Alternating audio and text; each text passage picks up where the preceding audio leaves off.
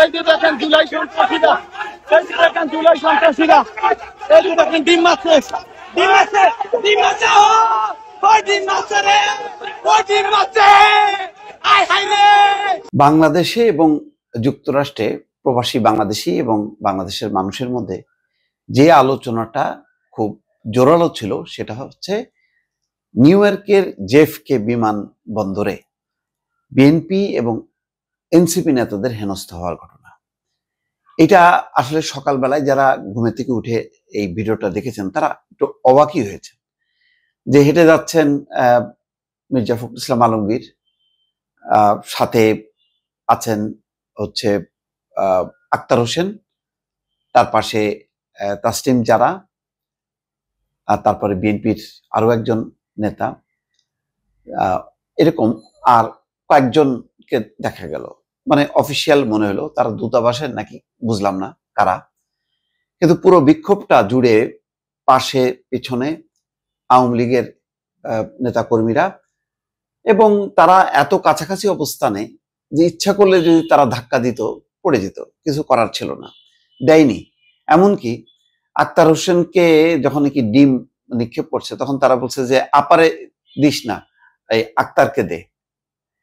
এই শব্দ উচ্চারণ, জয় বাংলা, পুরো মনে হলো যেন জেএফকে এয়ারপোর্ট থেকে কয়েকজন এতিম বের হয়ে যাচ্ছে, যে এদের আর কোনো নেতা কর্মী কেউ নেই, পাশে দেখাও যায়নি।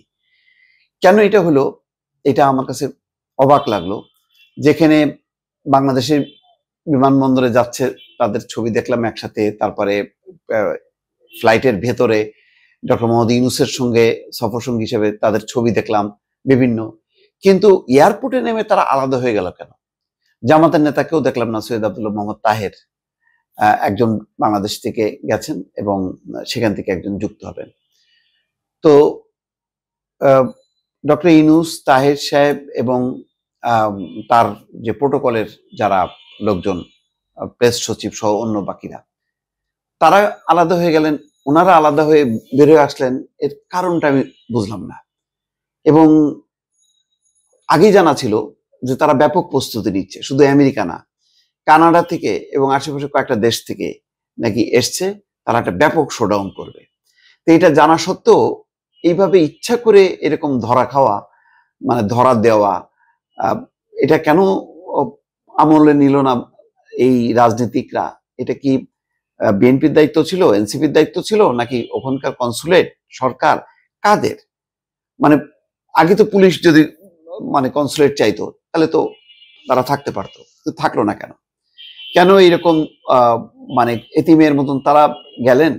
তারপরে দেখা গেল যে ডিম ছুড়লো, তারপরে ডিম মার খুব কাছ থেকে, এবং মানে বাধা দেওয়ার কেউ নেই। একজন দুজন দেখলাম যে হাত দিয়ে সরানোর চেষ্টা করছে, এরাও বা কারা পরিষ্কার না।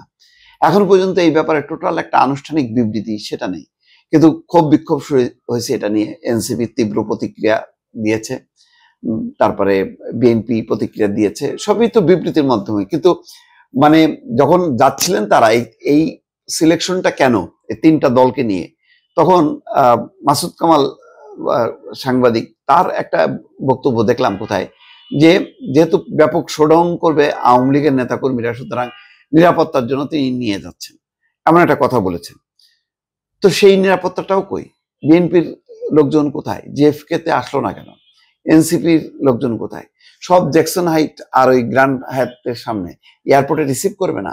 একজন বিএনপির যে কোনো সারির নেতা গেলে যে পরিমাণে এয়ারপোর্টে মানে সেই মানে নেতার নাম ধরে যেভাবে স্লোগান হয় বা ভিড় হয়, তাতে এয়ারপোর্টের অনেকেই বরং অন্যান্য বিদেশিরা হা করে তাকায় থাকে যে কি হচ্ছে।